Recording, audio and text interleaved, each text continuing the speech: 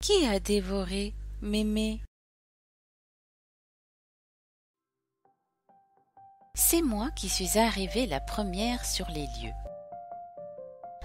La maison de Mémé était sans dessus dessous, porte grande ouverte,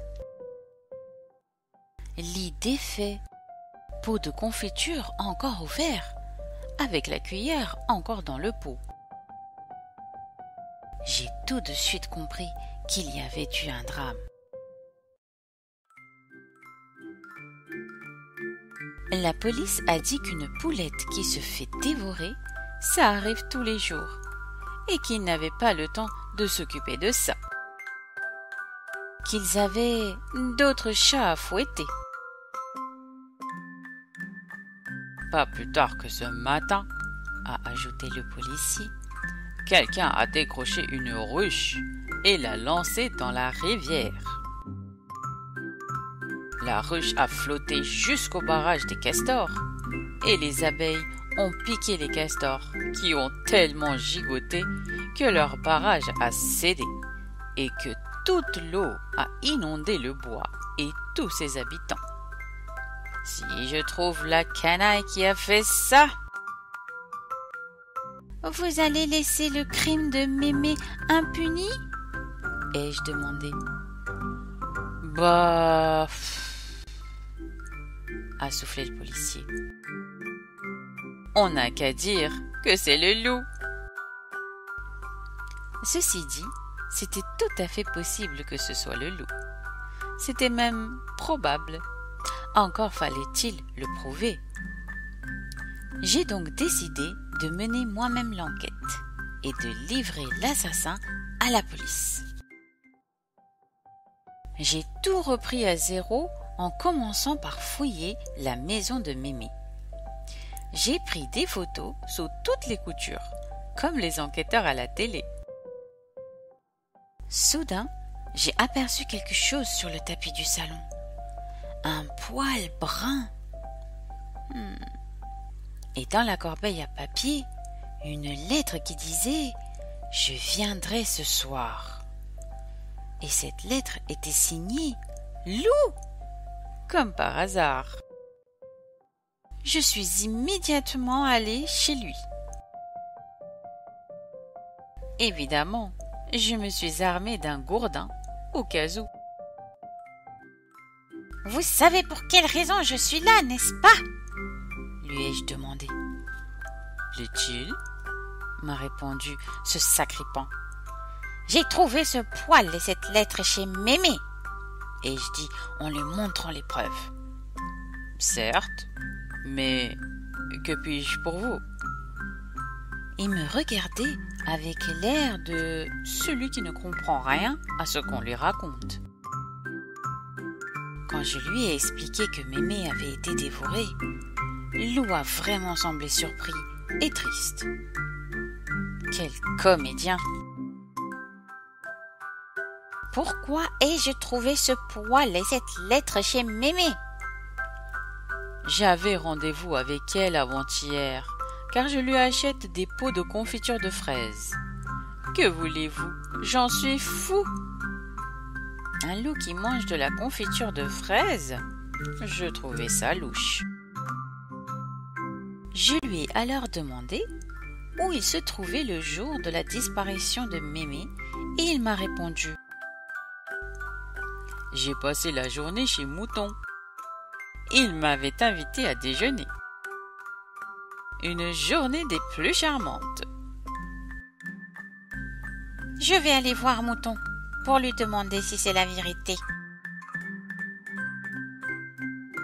Enfin, s'il n'a pas été dévoré par le loup lui aussi. Bonjour l'ami, m'a dit Mouton en me voyant arriver. Je l'ai directement interrogé sur son emploi du temps de la veille. Et Mouton m'a dit: Hier, j'ai passé la journée avec Lou. C'est un vieil ami. Pourquoi me demandez-vous cela? Mince alors, Lou n'avait pas menti. Cela voulait dire que je m'étais complètement trompée dans mon enquête. J'étais bonne pour tout reprendre à zéro. Je suis rentrée chez moi et j'ai étalé toutes les photos par terre, comme dans les films. C'est là que j'ai découvert quelque chose d'étrange. La boîte de thé vanille brocoli n'était pas à sa place sur l'étagère. Elle n'était pas non plus sur la table, ni nulle part ailleurs. Or, c'était le thé favori de Mémé, et seulement de Mémé. Pensez donc, vanille brocoli, c'est infect. Il était donc impossible qu'on lui ait volé. Où pouvait donc bien se trouver cette boîte de thé? Je suis retournée à la maison et j'ai fouillé partout à la recherche de cette boîte à thé. Je sentais que c'était la clé de l'enquête. Ne la trouvant pas, j'ai cherché dehors dans le jardin. Et c'est là que j'ai trouvé quelque chose de bizarre. Des traces de pas dans la terre. Elles partaient de la maison et menaient vers la forêt. C'étaient des traces de pantoufles, d'après leur forme. J'ai suivi la piste. Dans la forêt, j'ai croisé un sanglier affairé à cueillir des champignons.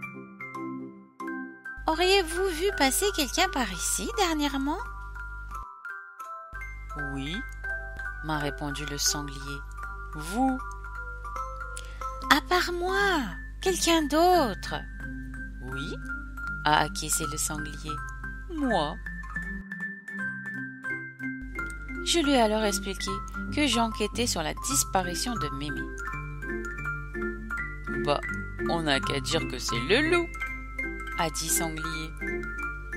Décidément, c'est une marotte. Puis il a recommencé à chercher ses champignons. Vous savez où mène ce chemin? Ai-je demandé. Sanglier s'est relevé, comme s'il était surpris par ma présence. Bonjour, m'a-t-il dit. Vous aimez les champignons? J'ai compris que le pauvre sanglier était sénile. Mieux valait laisser tomber. J'ai continué à suivre les traces de pantoufles. Elle menait à une cabane miteuse au beau milieu de la partie la plus sombre de la forêt. Je me suis approchée en frissonnant. Brandissant mon gourdin, prête à assommer le monstrueux assassin de Mémé, j'ai ouvert la porte d'un grand coup de pied. Coucou Paulette! Mémé! Mémé était là, dans cette drôle de cabane, installée dans un fauteuil, en train de boire du thé vanille brocoli. Mais bon sang, qu'est-ce que tu fais là? Tout le monde te croit morte. Mémé m'a alors expliqué qu'elle avait besoin de prendre des vacances, qu'elle en avait marre de faire des confitures de fraises et qu'elle était probablement partie un peu vite, oubliant de fermer la porte, de ranger la confiture et de faire son lit. « Ça arrive à mon âge », a-t-elle ajouté en me souriant. « Il faut vite aller prévenir tout le monde, et en particulier la police », ai-je conseillé. Nous avons marché en direction de la maison. Pendant le trajet, j'ai expliqué à Mémé cette histoire de ruches, de castors et de bois inondés. « Mince alors !» s'est écriée Mémé. « C'est moi qui ai fait tomber la ruche. J'ai essayé juste de prendre un peu de miel pour mon thé, voilà. » Je lui ai alors dit qu'on profiterait de notre visite pour expliquer tout ça aux policiers. « Ouais, » a hésité Mémé. « Je préférerais qu'on ne dise rien. » On ne va tout de même pas laisser les policiers perdre leur temps à mener l'enquête. A soufflé Mémé. On n'a qu'à dire que c'est le loup.